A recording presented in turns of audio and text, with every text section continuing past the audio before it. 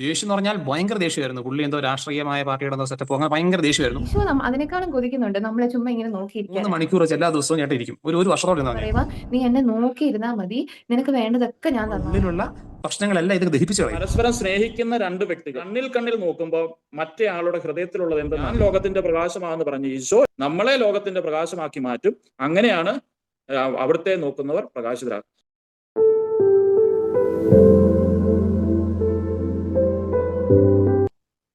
Praise God. ഞാൻ ഈ വചനം വായിച്ചപ്പോഴേ അവിടുത്തെ നോക്കിയവർ, അപ്പൊ ഈശോയെ നമ്മൾ ഈശോ നമ്മളെ ഒന്നാമത് നമ്മൾ ഈശോയെ നോക്കണമല്ലോ. ഈശോ നമ്മളെ നോക്കിക്കൊണ്ടിരിക്കുന്ന കാണണമെങ്കിൽ നമ്മൾ ഈശോയെ നോക്കണം. അപ്പൊ ഈശോ എങ്ങനെയാ നമുക്ക് കാണുന്നേ? ആകാശം പറഞ്ഞ പോലെ കുർബാനയുണ്ട്, പിന്നെ ദിവ്യകാരുണ്യ ആരാധനയുണ്ട്, പിന്നെ ബൈബിളുണ്ട്. അപ്പൊ നമ്മൾ ബൈബിളിനെ ഈശോ തന്നെയാണല്ലോ ബൈബിള്.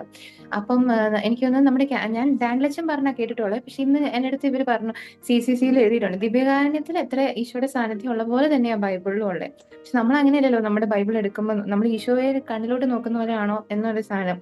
പിന്നെ ഒരു കാര്യം എന്ന് വെച്ചാല്, നമ്മളിപ്പം ഇപ്പൊ ആകാശത്തൊക്കെ പറഞ്ഞ മുഖത്ത് ഗ്ലോ വരുന്നു. ഇപ്പൊ കാർലോ പുണ്യാളം പറഞ്ഞിട്ടില്ലേ, സൂര്യന്റെ അടിയിൽ നിൽക്കുമ്പോൾ ടാൻ ആവുന്ന പോലെ ഈശോയുടെ മുമ്പിൽ നിൽക്കുമ്പോന്ന്. അപ്പൊ ഈ ഇൻസീനോ ജേസു എന്ന് പറഞ്ഞൊരു പുസ്തകമുണ്ട്. ഈശോ ഒരു അച്ഛനോട് കുറെ കാര്യങ്ങൾ ഇങ്ങനെ പറയുന്നു. അപ്പൊ അതിനകത്ത് ഈശോ പറഞ്ഞിട്ടുണ്ട്, അതായത് കെവിൻ ആദ്യം പറഞ്ഞ പോലെ ചുമ്മാ പോയി ഇരുന്നാ മതി എന്ന് കെവിൻ ഇങ്ങനെ പറഞ്ഞില്ലേ, അതിനകത്ത് ഈശോ പറയുന്നുണ്ട്, നീ ചുമ്മാ വന്ന് ഇരുന്നാ മതി, നിനക്ക് പറയാൻ ഒരു മൂഡില്ല, അല്ലെ എന്താ പറയണ്ടേന്ന് അറിയത്തില്ല, അതൊന്നും സാരമില്ല, നീ അവിടെ ചുമ്മാ നമ്മള് വേറെ എന്തെങ്കിലും മാറ്റി വെച്ചിട്ടാണല്ലോ ഈശോയുടെ ഫ്രണ്ട് ഇരിക്കുന്നത്.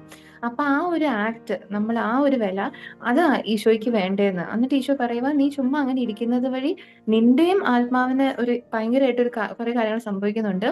അതുവഴി വേറെ ആൾക്കാരെ രക്ഷിക്കും. അതായത് ഇപ്പൊ എനിക്ക് പോയിട്ട് ഇരിക്കാം, എന്നിട്ട് ഞാൻ ഈശോയോട് പറയുക, ഈശോയെ, നിന്നെ അവഗണിക്കുന്ന എല്ലാവർക്കും വേണ്ടിയും കൂടെ ഞാനിവിടെ ഇരിക്കുവാന്ന്. അപ്പൊ ഈശോ പറയുക, നീ അങ്ങനെ ചുമ്മാ ഇരിക്കുന്നത് വഴി അവരെയും രക്ഷിക്കും ഞാൻ, നിന്നെ രക്ഷിക്കുമെന്ന്. ഒന്ന് ഓർത്ത് വയ്ക്കും. അപ്പൊ നമുക്ക് ചുമ്മാ പോയി ഇരുന്ന് കഴിഞ്ഞാൽ, പിന്നെ അത് മാത്രമല്ല, ഈശോ പറയുന്നുണ്ട്, കെവിൻ നേരത്തെ പറഞ്ഞ പോലെ തന്നെ ഈശോ പറയുക, നീ എന്നെ നോക്കി ഇരുന്നാൽ മതി, നിനക്ക് വേണ്ടതൊക്കെ ഞാൻ തന്നോളാം എന്ന്. നമ്മൾ ബാക്കി മനുഷ്യരെ നോക്കുന്ന പോലെ അല്ല എന്ന് ഈശോ തന്നെ പറഞ്ഞാണേ. നമ്മൾ ഈശോയെ നോക്കുമ്പോൾ ഈശോ ആ സമയത്ത് നമ്മളെ ശുദ്ധീകരിക്കുന്നു, നമുക്ക് കൃപ തരുന്നു, ശക്തിപ്പെടുത്തുന്നു, സ്നേഹം നൽകുന്നു, കുറെ കാര്യങ്ങൾ. അതുപോലെ ഞാൻ എന്റെ പിള്ളേരൊക്കെ ഇങ്ങനെ ഞങ്ങളെ ഇടയ്ക്ക് ചെയ്യും, ഇങ്ങനെ അടുത്ത് വന്നിട്ട് ഇങ്ങനെ കണ്ണിനകത്തോട്ട് നോക്കുമ്പോൾ നമ്മളിങ്ങനെ കാണാലോ. അപ്പൊ ഇപ്പം ഈശോയെ നമ്മൾ നോക്കുമ്പോൾ എങ്ങനെയായിരിക്കുമെന്നേ, അതായത് നമ്മൾക്ക് കുറെ നമ്മളെ കുറിച്ച് തന്നെ കുറെ കോംപ്ലക്സസ് ഉണ്ടായിരിക്കും, അല്ലെ നമ്മുടെ കുറവുകൾ, അയ്യോ ഞാൻ ഇങ്ങനെയാണല്ലോ, നമുക്കൊരു നല്ല ഫീലിംഗ് അല്ലായിരിക്കും നമ്മളെ കുറിച്ച്. പക്ഷെ നമ്മൾ ഈശോയെ നോക്കുന്നുണ്ടല്ലോ, ഞാനിങ്ങനെ ഇമാജിൻ ചെയ്തോട്ടെ എന്തായിരിക്കും. ചില വിശുദ്ധരുടെ പുസ്തകത്തിനകത്തൊക്കെ ഉണ്ട്, കണ്ണിലോട്ട് നോക്കിക്കഴിഞ്ഞാൽ ഇങ്ങനെ ഏതാണ്ട് ആഴമാണ്, കുറെ സ്നേഹമാണ്, അതൊക്കെ എന്താന്ന് എനിക്ക് ഇമാജിൻ ചെയ്യാൻ പറ്റത്തില്ല. പക്ഷെ ഇത്രയും നമുക്കറിയാലോ, അയാൾ എന്നെ ഒരുപാട് സ്നേഹിക്കുന്നുണ്ടെങ്കിൽ അങ്ങനെ ഒരു മനുഷ്യന്റെ മുഖത്തോട് നോക്കുമ്പോൾ നമുക്കത് മനസ്സിലാവത്തില്ലേ? അപ്പൊ ഞാൻ ഈശോയെ നോക്കുമ്പോൾ ഞാൻ ഫീൽ ചെയ്യുന്നത്, എന്നെ ഇത്രയും സ്നേഹിക്കുന്ന, നീ എന്റെ കണ്ണിലെ കൃഷ്ണമണിയാണെന്നല്ലേ ദൈവം പറഞ്ഞേക്കുന്നത്. അപ്പൊ അങ്ങനെ ഒരാളെ ഞാൻ നോക്കുമ്പോ എന്തായിരിക്കും? അതുകൊണ്ട് അപ്പൊ എനിക്ക് ഫീൽ ചെയ്തു, നമുക്ക് ലജ്ജിക്കേണ്ടി വരികയല്ല. അപ്പൊ എനിക്കാണേലും ഇപ്പൊ എനിക്ക് കുറെ കോംപ്ലക്സസ് എന്തെങ്കിലും ആണെങ്കിലും ഈശോയുടെ ഫ്രണ്ടിൽ നിൽക്കുമ്പോൾ എനിക്ക് അതൊന്നും ഇല്ല. കാരണം ഈശോ എന്നെ എല്ലാം അറിഞ്ഞുകൊണ്ട് ഈശോ എന്നെ സ്നേഹിക്കുന്നത്. അപ്പൊ അത് ആ ഒരു സാധനം പ്ലസ്, നമ്മൾ ഈ ഈശോയുടെ പോയി ഇരിക്കുന്ന കാര്യം പറഞ്ഞില്ലേ, ചുമ്മാ ഇരിക്കുമ്പോൾ ഈശോയ്ക്ക് അത് ഭയങ്കര ഇഷ്ടമാണെന്ന് എനിക്ക് ഫീൽ ചെയ്ത ഒരു കാര്യം എന്റെ ലൈഫിൽ നിന്ന് ഞാൻ പെട്ടെന്ന് അറിയുകയാണെങ്കിൽ, ഞാനിങ്ങനെ കുറച്ച് 3-4 വർഷം പണ്ട് തൊട്ടേ, കോളേജ് തൊട്ടേ ഇങ്ങനെ പറ്റുമ്പോഴൊക്കെ പോയി ഇരിക്കുവായിരുന്നേ. പിള്ളേരൊക്കെ ആയിട്ട് എനിക്ക് അത്രയും പറ്റത്തില്ല. അപ്പൊ ഇപ്പം എന്ന് വെച്ച് പറഞ്ഞാൽ, കഴിഞ്ഞ വർഷം എന്റെ പിള്ളേരാണെങ്കിൽ എപ്പോഴും ഞങ്ങൾ മറന്നു പോകും, ഇടയ്ക്കിടയ്ക്ക് മറന്നു എന്തെങ്കിലും എടുക്കാൻ, ടിഫിനോ ബോട്ടിലോ അങ്ങനെ. അപ്പൊ ഇവരുടെ സ്കൂളിൽ ഒരു ചാപ്പലുണ്ട്, ഞങ്ങൾ ഇടയ്ക്കൊക്കെ അവിടെ കുർബാനയ്ക്ക് പോകാറുണ്ട്. പക്ഷെ ഞാൻ എന്നാ ചെയ്യുന്നതെന്ന് വെച്ചാൽ, ഞാൻ എപ്പോൾ അവിടെ പോയാലും ആ ഡോറൊക്കെ അടിച്ചിട്ടേക്കുമായിരിക്കും. പക്ഷെ ഞാൻ എന്നാലും കുമ്പിടും, ഈശോ ആണല്ലോ, ഈശോ സർവ്വശക്തനാണല്ലോ, ഡോറൊക്കെ അടിച്ചിട്ടിട്ടുണ്ടെങ്കിൽ ഈശോയുടെ സാധനമൊക്കെ പുറത്തോട്ട് വരും. അപ്പൊ ഞാൻ എപ്പോഴും പുറത്ത് നിന്നിങ്ങനെ ജസ്റ്റ് കുമ്പിടും. അപ്പൊ ഞാൻ എപ്പോഴും ഇങ്ങനെ മറന്നു, എന്നിട്ട് ഞാൻ തന്നെ ഓർക്കും, എന്റെ ഈശോ എന്തൊരു മറവിയാ. ഞാൻ സ്കൂൾ വരെ പോകും.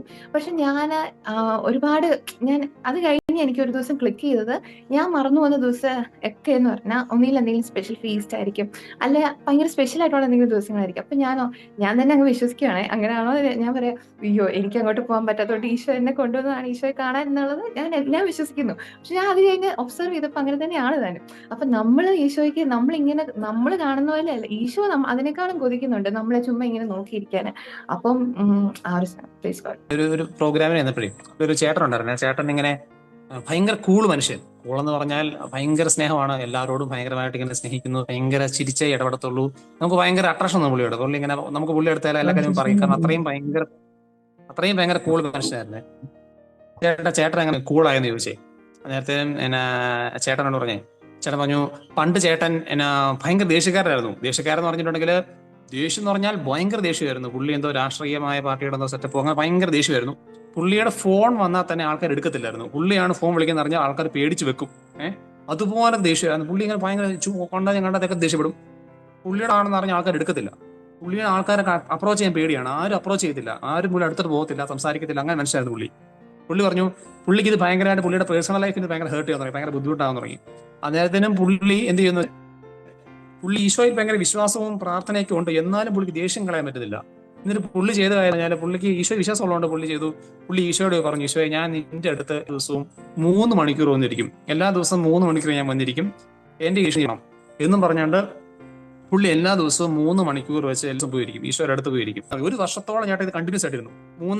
3 മണിക്കൂർ വെച്ച് എല്ലാ ദിവസവും ചേട്ടൻ ഇരിക്കും. ഒരു വർഷത്തോളം ഇരുന്നേ. ഈ 1 വർഷം കഴിഞ്ഞ ശേഷം ചേട്ടൻ പിന്നെ ആരോട് ദേഷ്യപ്പെട്ടിട്ടില്ല. ഭയങ്കര സ്നേഹം. ഇത് കർത്താവ് ഈ സാധനം എടുത്ത് മാറ്റി എന്ന് പറഞ്ഞാൽ ദേഷ്യം എന്ന് പറഞ്ഞ സാധനമേ ഈശോ എടുത്ത് മാറ്റി എന്ന് പറഞ്ഞു. അപ്പൊ ഞാനിങ്ങനെ ലിവിങ് എക്സാമ്പിളായിട്ട് മനുഷ്യനെ കാണുക, ലിവിങ് ആയിട്ട് പുള്ളി ഇങ്ങനെ നിൽക്കുക എന്റെ മുമ്പിൽ ഇങ്ങനെ സ്ഥാനേ. അപ്പൊ നമ്മുടെ ലൈഫിൽ നമുക്കൊരു ബുദ്ധിമുട്ടുണ്ടെങ്കിൽ നമുക്ക് ഇങ്ങനെ എടുത്തു മാറ്റാൻ പറ്റാത്ത ഒരു പ്രശ്നം, ഇത് കർത്താവിന് ഇങ്ങനെ പ്രവർത്തിക്കാൻ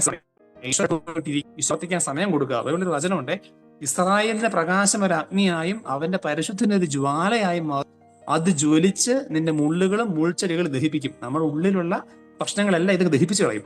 അതുകൊണ്ട് എന്ത് വിഷയം ഉണ്ടെന്ന് പറഞ്ഞാലും ഞാനിപ്പോൾ കലിപ്പിട്ട് വന്നേ ഉള്ളൂ. ഒരു പുള്ളി പറഞ്ഞില്ലേ, ഈ കലിപ്പുള്ള മനുഷ്യരെല്ലാം അവന്റെ അടുത്ത് പോയിട്ട് ഇരിക്കുക, പതുക്കെ ഇതങ്ങ് കളയും, ഇതങ്ങ് ഈശോയൊക്കെ എടുത്ത് മാറ്റിക്കോളും. അതുകൊണ്ട് ആ ഒരു സാധനം ഇത് ലിവിങ് ആയിട്ട് പറയുന്ന സാധനമാണ് കേട്ടോ. ഇത് ക്ലിയർ സാധനമാണ്. ഈശോയെ നോക്കുമ്പം പ്രകാശിതരാകുന്നു എന്ന് പറയുന്നതിന് കാരണം എനിക്കിപ്പോ തോന്നിയ ഒരു ചിന്തയാണ്. നമ്മള് ഒരു സ്നേഹിക്കുന്നവർ അല്ലെങ്കിൽ കാമുകനും കാമുകയും ഒത്തിരി വാക്കുകൾ പറയാതെ അവര് കണ്ണിൽ നോക്കിയിരിക്കുന്നു എന്ന ഇതൊക്കെയാണല്ലോ സിനിമയിൽ കണ്ടിട്ടുള്ളൂ. ആരും എനിക്ക് നോക്കാൻ അവസരം തരാത്തതുകൊണ്ട് എനിക്ക് എക്സ്പീരിയൻസ് ഇല്ല. അപ്പം ഇങ്ങനെയാണല്ലോ ഒരു ഇത് വരുന്നത്. അവര് കണ്ണിൽ നോക്കിയിരിക്കുന്നു. നിങ്ങൾക്ക് ഉണ്ടെങ്കിൽ നിങ്ങൾ അത് മനസ്സിലാക്കുക. എന്തെങ്കിലും തെറ്റുണ്ടെന്ന് പറയാവുന്ന കേട്ടോ. നിങ്ങൾ യൂത്തൊക്കെ ആയതുകൊണ്ട് ഞാൻ ശ്രമിച്ചിട്ട് ആരും കണ്ണ് തരുന്നില്ലാത്തതുകൊണ്ട് അവസരം കിട്ടിയില്ല.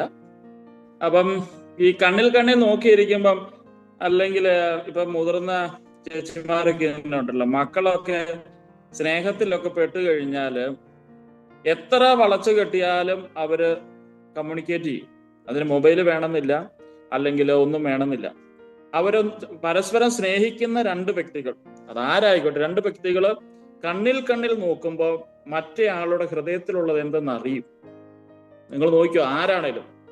ചിലര് അപ്പനും അമ്മയും തമ്മിലുള്ള സ്നേഹമാകട്ടെ, മക്കൾ തമ്മിലുള്ള ബന്ധമാകട്ടെ, സ്നേഹിക്കുന്ന 2 വ്യക്തികൾ നോക്കുമ്പോൾ 2 പേരുടെ ഹൃദയത്തിലുള്ള സാധനം എന്താണെന്ന് അവർക്ക് വാക്കുകളില്ലാതെ കമ്മ്യൂണിക്കേറ്റ് ചെയ്യപ്പെടും. അതായത് ഒരാളുടെ ഹൃദയം മറ്റൊരാളുടെ ഹൃദയം ഒന്നാണ്. അതുകൊണ്ടാണ് ഭാര്യയും ഭർത്താവിന്റെയും മക്കളുടെ എല്ലാം കുഞ്ഞിന്റെ വേദനകളും എല്ലാം അമ്മ തിരിച്ചറിയുന്നത് ഹൃദയം ഒന്നായതുകൊണ്ട്. അതിന്റെ നേരെ ഓപ്പോസിറ്റ് ആണ് 1 യോഹന്നാന്റെ 1:3-15 പറയുന്നത്, സഹോദരനെ വെറുക്കുന്നവൻ കൊലപാതകിയാണെന്ന് പറയാം. അവന്റെ ഹൃദയത്തിൽ അവൻ കത്തികൊണ്ട് കുത്തിയില്ലേ പോലും വെറുക്കുന്ന വ്യക്തി അവന്റെ ഹൃദയത്തിൽ മരിച്ചവന് തുല്യമാണ്. അപ്പൊ ഞാൻ പറഞ്ഞു വന്ന സ്നേഹിക്കുന്ന 2 വ്യക്തികൾ നോക്കുമ്പോൾ അവരുടെ ഹൃദയങ്ങൾ തമ്മിൽ ഒന്നായതുകൊണ്ട് 2 പേരുടെയും ഹൃദയങ്ങളിലുള്ള ആ ചിന്തകൾ കൈമാറും. എന്ന് പറഞ്ഞാൽ നമ്മൾ ഈശോയെ നോക്കിയിരിക്കുമ്പോൾ ഈശോയുടെ ഹൃദയത്തിലുള്ള ഈശോയുടെ ചിന്തകൾ നമ്മുടെ ഹൃദയത്തിലേക്ക് വന്ന് നിറയും. മറ്റൊരു ഭാഷയെ പറഞ്ഞാൽ ഈശോ പ്രകാശമായതുകൊണ്ടും നമ്മൾ പ്രകാശമായതുകൊണ്ടും നമ്മൾ ഈശോയെ നോക്കുമ്പോൾ ആ ഹൃദയം, ഒരാളെ നോക്കണമെങ്കിൽ നമുക്ക് ഇഷ്ടമുള്ളവരല്ലേ നമ്മൾ നോക്കുള്ളൂ, ഇഷ്ടമില്ലാത്തവരെ നോക്കിയല്ലോ. കളറല്ലല്ലോ അവിടെ പ്രധാനം, ഇഷ്ടമുള്ളവര്. അപ്പം ആ സ്നേഹത്തോടു കൂടി ഈശോയെ നോക്കുമ്പോൾ ഈശോയുടെ ആ പ്രകാശം നമ്മുടെ ഉള്ളിൽ വന്നു നിറയും. അല്ലെങ്കിൽ ഈശോയുടെ ഹൃദയ വിചാരങ്ങൾ നമ്മുടെ ഹൃദയത്തിൽ വന്നു നിറയും. അവിടുത്തെ ഹിതം നമ്മുടെ ജീവിതത്തിൽ വന്നു നിറയും. അങ്ങനെയാണ് നമ്മൾ പ്രകാശിതരാകും. അപ്പം ലോകത്തിന്റെ പ്രകാശമാകും. ഞാൻ ലോകത്തിന്റെ പ്രകാശമാണെന്ന് പറഞ്ഞ ഈശോയെ നമ്മളെ ലോകത്തിന്റെ പ്രകാശമാക്കി മാറ്റും. അങ്ങനെയാണ് അവിടുത്തെ നോക്കുന്നവർ പ്രകാശിതരാകും. കാരണം 2 ഹൃദയവും, ഈശോയുടെ ഹൃദയവും എന്റെ ഹൃദയവും ഒന്നാകുന്നു. ഈശോയുടെ ഹൃദയത്തിലെ ഈ ലോകത്തെക്കുറിച്ചുള്ള ചിന്തകള്, നമ്മളെക്കുറിച്ചുള്ള സ്നേഹ ചിന്തകള്, നമ്മളെക്കുറിച്ചുള്ള പദ്ധതികള്, നമ്മുടെ രണ്ടുപേരുടെ ഈശോയുടെ കണ്ണിലൂടെ നമ്മുടെ കണ്ണിലൂടെ ഹൃദയത്തിലേക്ക് വന്ന് നിറയും. അപ്പം ദൈവസ്നേഹം വന്ന് നിറയുന്നതിന്റെ ഫലമായിട്ടാണ് നമ്മളും പ്രകാശിതരാകുന്നത് എന്നൊരു ബോധ്യം ഇപ്പൊ നിങ്ങൾ ഈ ഷെയറിങ്ങിൽ കേട്ടോണ്ടിരുന്നപ്പം എനിക്ക് ദൈവം തന്നു. Praise the Lord.